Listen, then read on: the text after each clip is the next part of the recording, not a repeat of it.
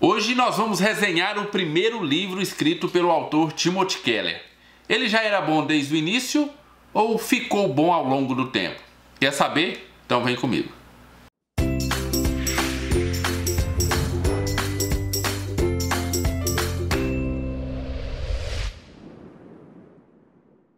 Olá pessoal, sejam muito bem-vindos ao canal Livros e Teologia. Meu nome é Rafael Pablo e hoje então nós vamos resenhar esse livro aqui, Ministérios de Misericórdia, da editora Vida Nova, do autor Timothy Keller. Esse foi o primeiro livro escrito pelo Timothy Keller, ele escreveu ele em 1989, ganhou uma nova edição lá em 1997 e uma segunda edição com alguns aprimoramentos em 2014. Aqui no Brasil ele ganhou também uma introdução especial que faz muito sentido para aquilo que o livro propõe. E nós vamos então ver se... será que Timothy Keller era bom desde o início? Vamos nessa, muita coisa para falar desse livro, é Timothy Keller, nunca é simples fazer resenha desse autor. O livro é dividido em duas partes. Na primeira parte o Timothy Keller vai nos ensinar por que nós devemos exercer os ministérios de misericórdia. Então, nós temos nessa primeira parte os princípios que nos levam a exercer os ministérios de misericórdia. Na segunda parte, ele vai nos ensinar a como implantar esses ministérios dentro da nossa igreja. A primeira parte vai ali do início até a página 139 e depois então nós temos essa parte prática que é de implementação desses ministérios dentro de uma igreja. Bem, eu não li as duas partes, eu li somente a primeira parte por dois motivos. Eu não sou pastor de igreja, então eu não vou implementar o ministérios de misericórdia em nenhuma das igrejas, né? Não sou pastor, não vou me implementar isso em nenhum lugar. Mas a segunda coisa foi que, como eu me atrasei na leitura desse livro, algumas pessoas que concluíram a leitura mais cedo do que o nosso grupo lá no Telegram, esse foi o objeto da leitura do mês de junho, falaram que essa segunda parte era muito repetitiva e que decepcionaram muito com essa segunda parte. Gostaram muito da primeira parte, mas se decepcionaram com essa segunda parte que é um pouco mais prática. Bem, eu devo admitir que eu fiquei com uma pulguinha atrás da orelha para saber se era realmente repetitiva, mas como eu não vou utilizar esse material da segunda parte no meu dia a dia, agora principalmente, eu resolvi então não ler essa segunda parte e a resenha que você vai ver nesse vídeo vai ser somente da primeira parte, que é a parte teórica, a parte que fala dos princípios e a parte que fala dos porquês nós devemos exercer o ministério de misericórdia, ok? Muito bem, você está avisado então que essa resenha é apenas da primeira parte, mas sei lá, vai ver você gosta da segunda parte, se você é pastor ou está responsável por esse departamento na sua igreja, seria legal você ler a segunda parte. Logo no prólogo nós já vemos alguns argumentos e alguns insights do Timothy Keller que nós já percebemos o seu traço de genialidade. Eu já li alguns livros do Timothy Keller, então eu posso falar que ele cresceu em genialidade, ele cresceu e amadureceu na sua escrita, mas desde o início nós já vemos esses traços e já vemos que ele era um autor muito bom. Então sim, desde o início ele já era Timothy Keller. Outra coisa importante nesse prólogo é que ele vai nos alertar que muitas vezes eu e você, nós condenamos a ação do sacerdote e do levita de não ajudar aquela pessoa ali caída, mas eu e você muitas vezes passamos todos os dias por pessoas caídas nas calçadas das nossas cidades. E o que nós fazemos? Bem, esse estilo confrontador vai acompanhar todo o livro e isso é realmente confrontador. Timothy Keller nesse livro vai nos confrontar, ainda que não seja aquela confrontação banal, aquela confrontação somente para te acusar, mas ao mesmo tempo ele vai nos revelar que eu e você condenamos as pessoas ou as ações do sacerdote e do levita ali, quando muitas vezes eu e você estamos fazendo exatamente o mesmo. Outra coisa interessante é que ele vai falar o seguinte: imagine-se você voltando para casa e encontra num beco escuro um corpo caído. Você não conhece a pessoa, mas você pode notar que a pessoa não é bem uma pessoa igual a você, ou talvez da mesma classe social que você. O que você faria? Você entraria nesse beco escuro, correria o risco de se tornar mais uma vítima das pessoas que fizeram aquilo com aquele corpo, ou você correria dali, quando muito, ligaria para a polícia ou para os bombeiros para ajudar aquela pessoa. Mas você mesmo se envolver naquilo ali, seria perigoso para você. Você estaria disposto a colocar sua segurança em risco para ajudar uma pessoa que você nunca viu e nem conhece? Pois bem, é isso que o Timothy Keller vai nos avisar logo no prólogo. Veja o que ele diz lá na página 12. Deixa eu pegar aqui. Página 12 diz o seguinte: não devemos nos precipitar em desprezar esses homens, pois podemos descobrir que estamos condenando a nós mesmos. Está falando do sacerdote do levita lá, que não ajudou. Imagine como você reagiria se estivesse com muito medo, pegando um atalho por um beco escuro. De repente você vê um homem gemendo caído no chão e acha que um bando de bandidos está bem ali na esquina, de olho em você. Com certeza o mais sábio a fazer é correr para um lugar seguro e chamar a polícia para cuidar da pobre vítima. Então você sai em disparada. Muito bem, como eu disse, esse é o tom do livro, mas não para por aí. Ele vai terminar esse prólogo nos confrontando a respeito do porquê eu e você estamos diminuindo a ordem de Jesus. Olha, o fariseu tinha perguntado para Jesus quem era o seu próximo. E aí Jesus conta essa parábola do bom samaritano para explicar para o fariseu quem é o próximo. E no final ele fala algo interessantíssimo. Jesus dá uma ordem para o fariseu. Fala o seguinte: vá e faça o mesmo. E aí o Timothy Keller nos pergunta por que eu e você estamos diminuindo essa ordem. Porque eu e você estamos dando desculpas para não cumprir essa ordem. E isso, meus amigos, isso só foi o prólogo.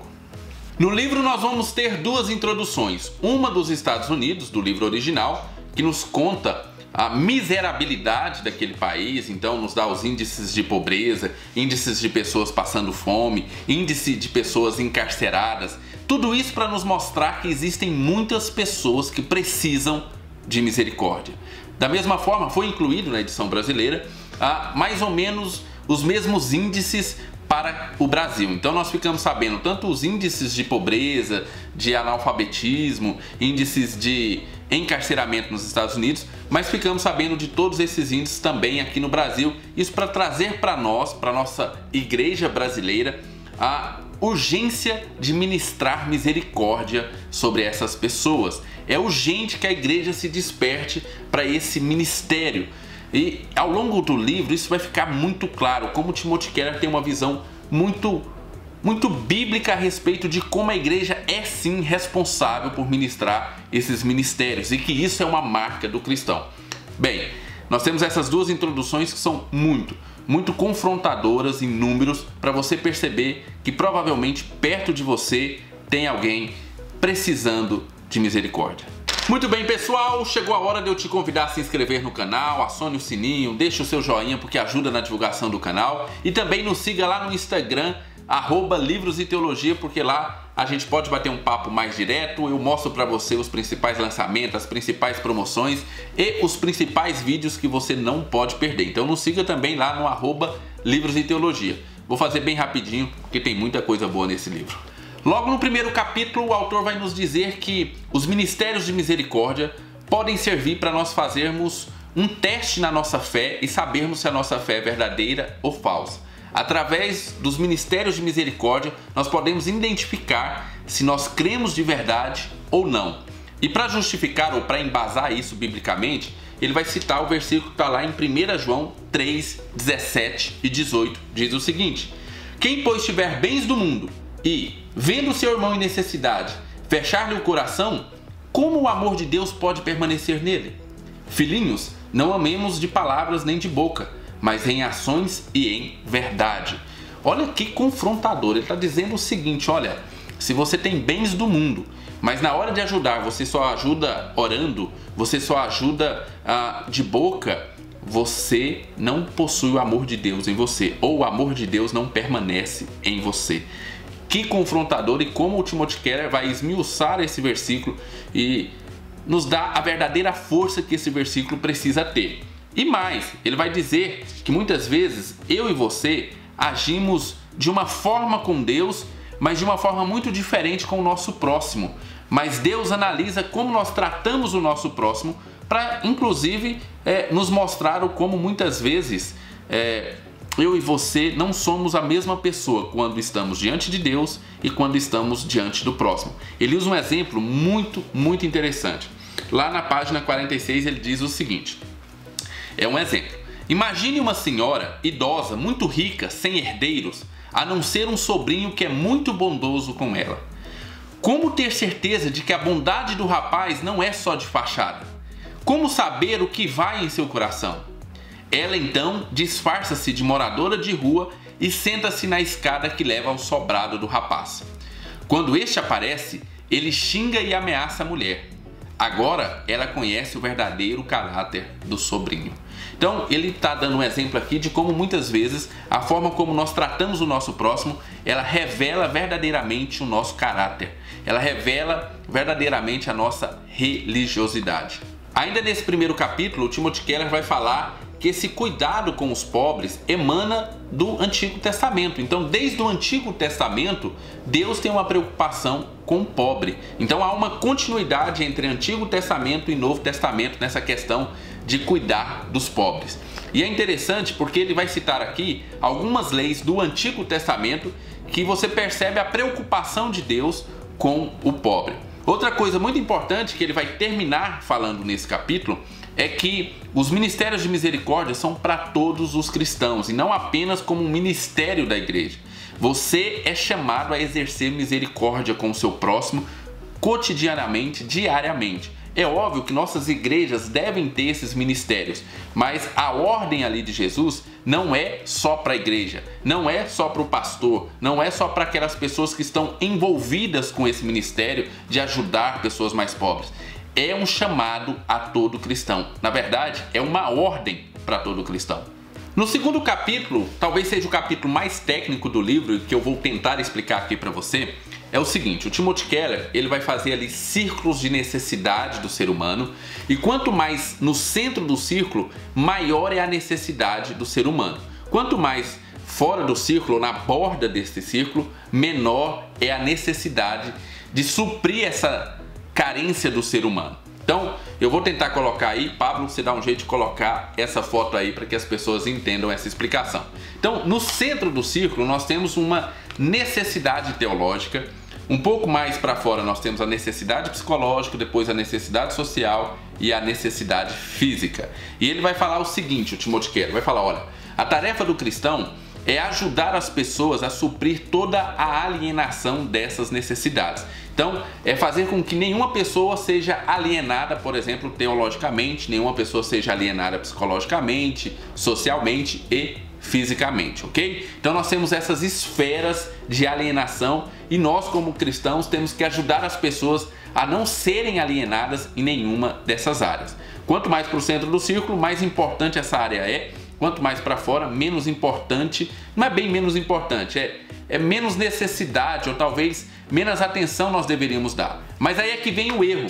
Como, por exemplo, na borda mais exterior, o que seria menos importante seria a necessidade física, nós achamos que eu e você precisamos tão somente pregar o evangelho, tendo em vista que o evangelho, a necessidade teológica, ela é mais importante. E isso faz com que nós estejamos tremendamente enganados, e ele vai explicar todo o porquê aqui no livro. Bem, você precisa ler esse capítulo porque assim fica muito difícil de eu te explicar sem gastar muito tempo aqui explicando aquilo que o Timothy Keller explicou tão genialmente a respeito disso, de como nós erramos a não suprir as necessidades físicas, sociais das pessoas e pensando que o simples fato de nós suprirmos a necessidade teológica serve para nós sermos considerados cristãos, ok?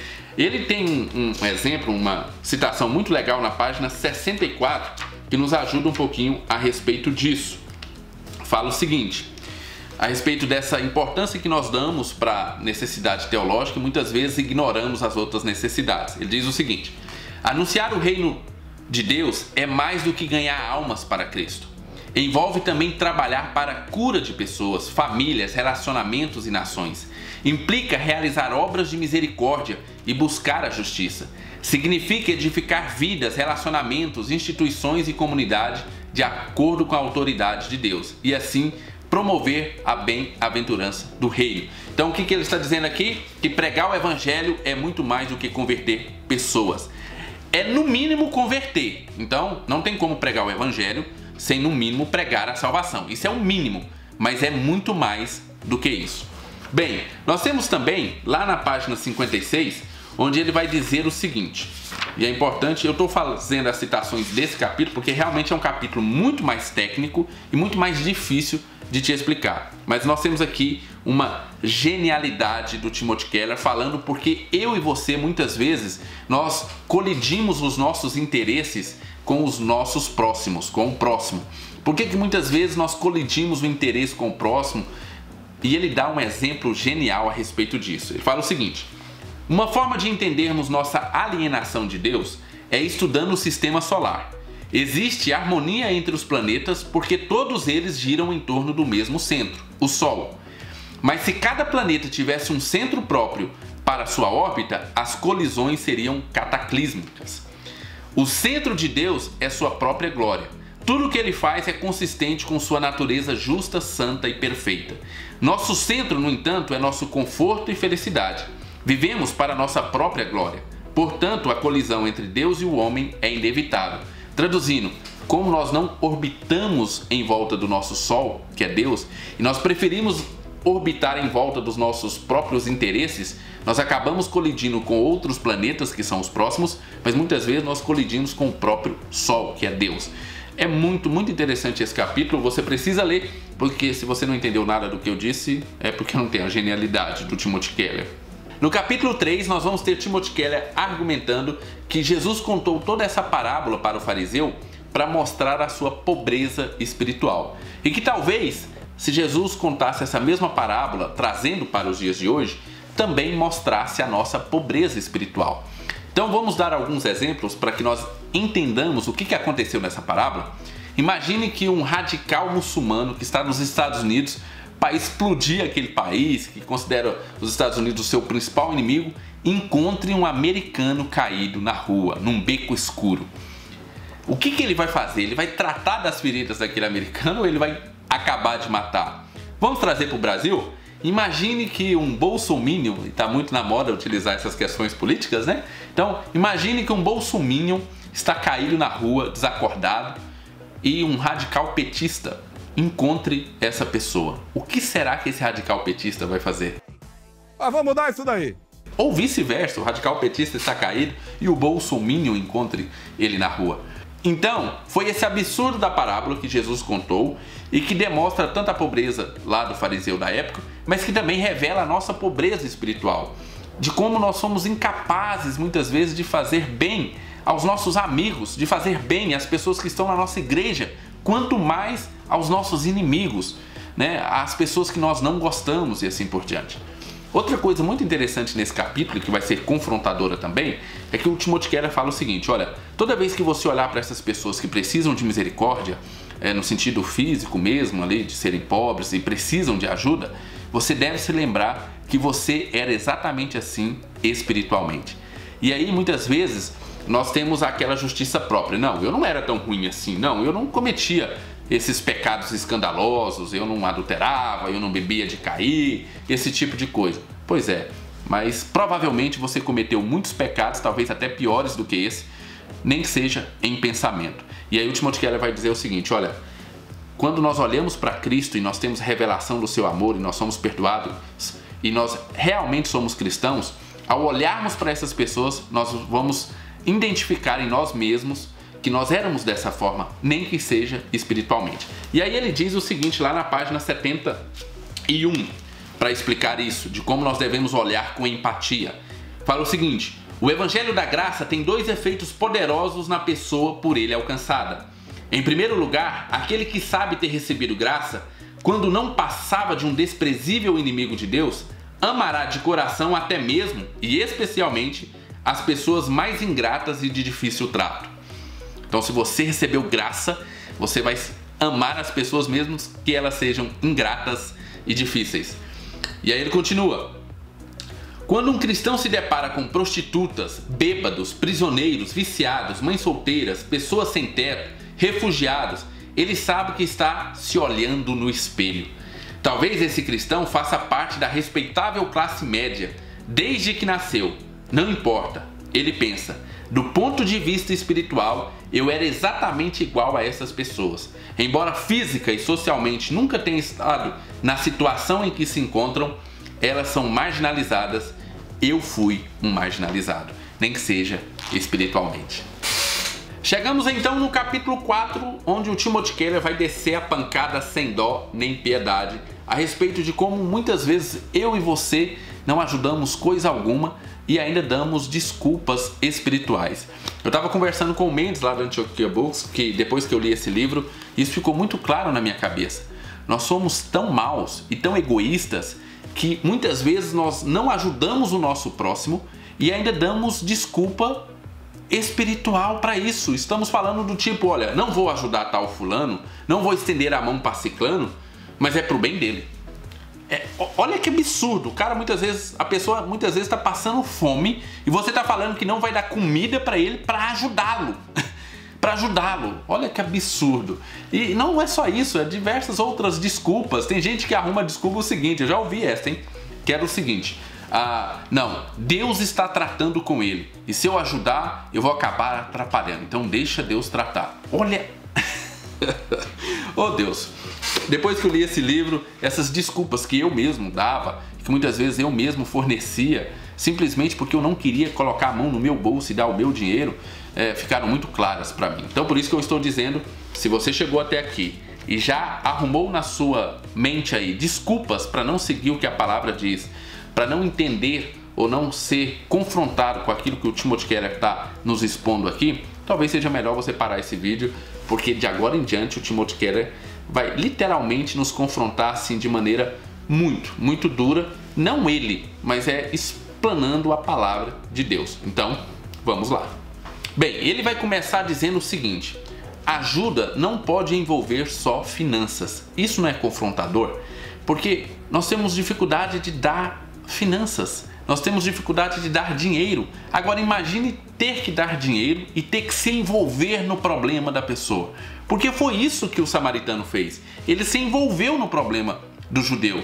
Ele literalmente gastou dinheiro, gastou tempo, gastou uma série de outros recursos que ele tinha. Provavelmente ele estava viajando para algum lugar e ele não pôde chegar naquele lugar, aquele dia, porque ele teve que levar o judeu lá onde o judeu ia ficar, né, se recuperando e tal. Então, quer dizer, envolveu muito mais do que ajuda financeira. E aqui o Timothy Keller vai nos confrontar exatamente nisso. Olha, quando você vai ajudar, um cristão, quando verdadeiramente ajuda e quando ele é transformado pelo poder do amor de Cristo, e ele então se torna esse portador da misericórdia, é muito mais do que simplesmente finanças. E aí lá na página 82 ele diz o seguinte: Deus exige mais do que um desembolso significativo de nossos recursos materiais para socorrer os necessitados. Isso já é difícil de fazer, mas ele continua: somos impelidos a entregar nosso coração e mente. Em Salmos 41:1 lemos: bem-aventurado é aquele que considera o pobre. Um comentarista observa: a palavra considera é notável, pois geralmente descreve a sabedoria prática do homem de negócios e assim implica pensar cuidadosamente na situação do necessitado em vez de ajudar de modo superficial. Traduzindo, a ajuda que requer de nós, a ajuda que Deus requer de nós, é uma ajuda muito mais do que a ajuda financeira. Nós temos dificuldade de ajudar financeiramente, mas a palavra diz que você deve ajudar financeiramente, deve envolver o seu coração, deve envolver o seu tempo. Muito bem, dentro desse próprio capítulo, o Timothy Keller então vai defender como cristãos deveriam almejar uma vida simples e como eles deveriam almejar ter muito dos seus bens destinado a ajudar o próximo. E aí ele vai nos confrontar a respeito de como nós estamos vivendo. Nós vivemos cheio de luxos, nós vivemos cheio de coisas, com poupanças, né, fartas. Então nós vivemos com luxo, compramos tudo que for suficiente ou necessário ou mais do que necessário para ter luxo. Depois nós aplicamos boa parte do nosso dinheiro e depois ainda fazemos outras coisas e aí por fim, se sobrar lá no fim de tudo, aí eu ajudo o meu próximo. E é interessante que, lembra da desculpa? Nós falamos, não tem como ajudar, eu já ganho tão pouco, eu já tenho tão pouco. E aí você vai na casa da pessoa, você vem aqui e vê essa quantidade de livros, né? E eu falo, nossa, eu tenho tão pouco para ajudar. né? Não consigo ajudar. Se eu ajudar, como é que eu vou comprar meus livros? Eu estou falando de mim, de algo que confrontou em mim. Pode ter confrontado outra coisa em você. Mas o que eu estou dizendo é que nós arrumamos desculpas. E nós deveríamos almejar ter uma vida simples. Sabe? É muito interessante porque, olha só, você que gosta de livro, normalmente são as pessoas que gostam de livro que estão vendo esse vídeo. Nós temos dificuldade de emprestar nossos livros. Como é que nós vamos chegar frente a frente ao nosso Deus e falar que nós amamos o nosso próximo? E nós temos dificuldade de emprestar um livro. Olha que absurdo. Nós não temos a capacidade de emprestar um livro, né? Não, um livro meu, e a pessoa vai amassar, e a pessoa vai não sei o quê, e a pessoa não vai devolver. Um livro que você nunca vai ler, um livro que normalmente está aí na sua estante parado e que você nunca vai ler, porque você já está pensando em comprar outros livros para você ler.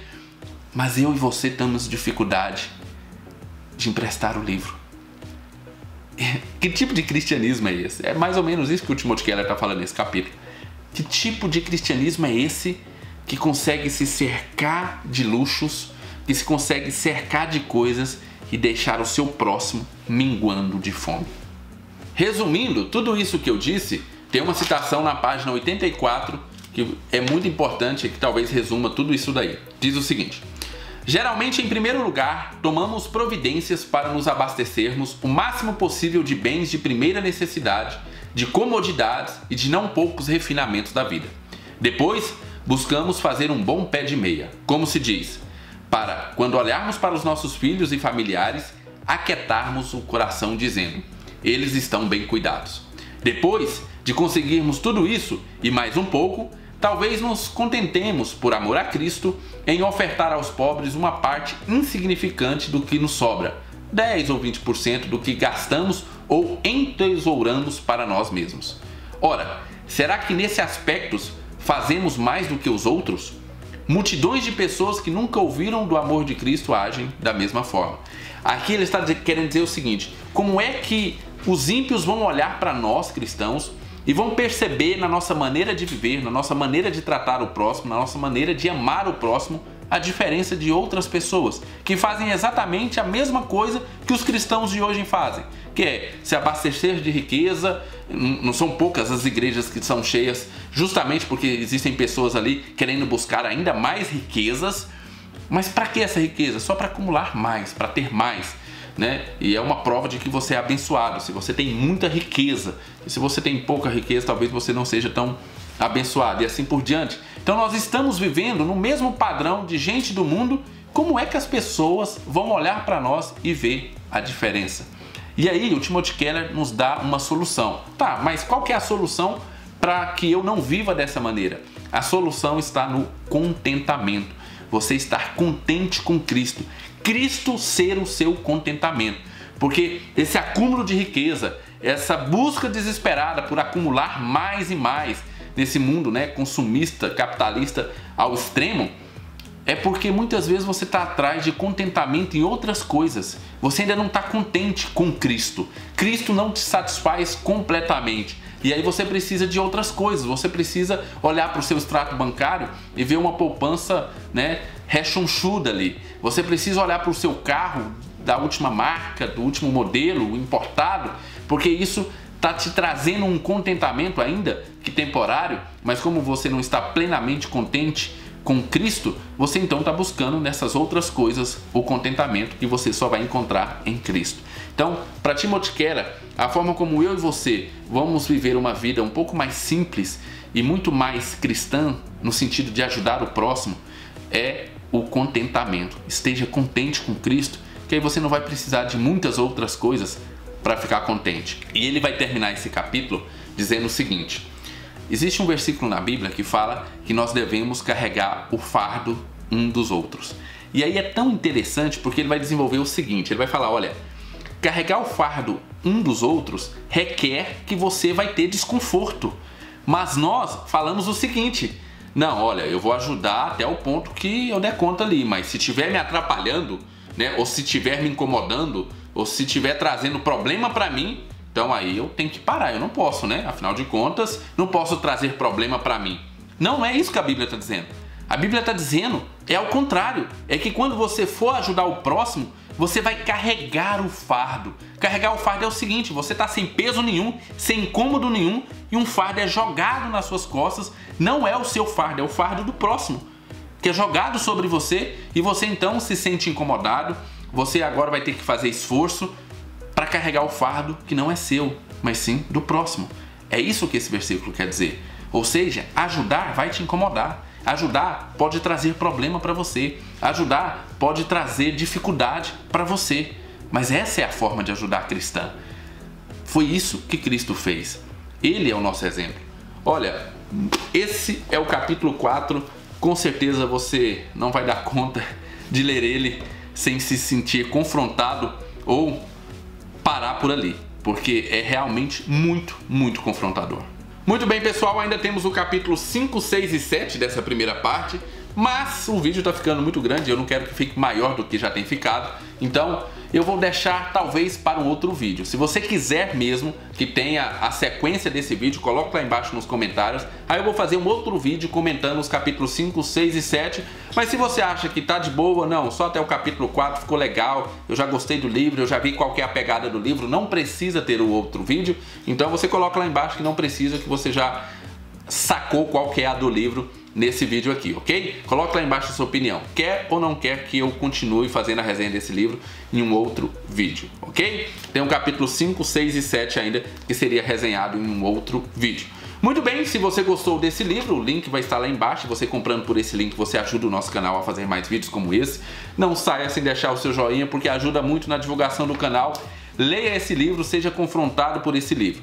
Muito bem, vamos para os pontos negativos do livro. Bem, ponto negativo da editora Vida Nova, você já sabe qual que é, né? Folhinha branca, misericórdia, século 21, folhinha branca, ok? Esse talvez seria o único ponto negativo do livro. Olha só, eu preciso colocar aqui talvez o que seja um ponto negativo, mas eu já deixei bem clara a minha posição no vídeo. Mas é o seguinte, muitas pessoas que leram o livro achou ele muito confrontador e achou assim que o Timothy Keller era muito exagerado em como nós deveríamos ajudar o nosso próximo. Eu não achei isso, eu achei ele confrontador no sentido bíblico. Olha, se a Bíblia fala dessa forma, e é isso que eu até postei lá no grupo, eu falei, olha, nós não devemos pesar o livro se ele é radical demais ou radical de menos. Nós temos que pesar se ele é bíblico ou não. Porque se for bíblico, pode ser radical demais, que nós deveríamos fazer. E se não for bíblico, não importa o quão radical seja, eu não vou fazer. Então, nós devemos analisar por essa questão, essa é a minha opinião. Mas teve pessoas que achou ele realmente exagerado, não foi o meu caso, ok? Vamos para a nota do livro e para Ministérios de Misericórdia, Timothy Keller, editora Vida Nova, eu vou dar 9 mochés. 9 mochés, é um livro muito bom, não vou dar 10 porque eu não li a segunda parte. E o pessoal não gostou muito da segunda parte do livro, ok? Então, estamos aqui, Timothy Keller, fica aqui a resenha de hoje. Deixe seu joinha, fiquem com Deus, um abraço e até o nosso próximo vídeo.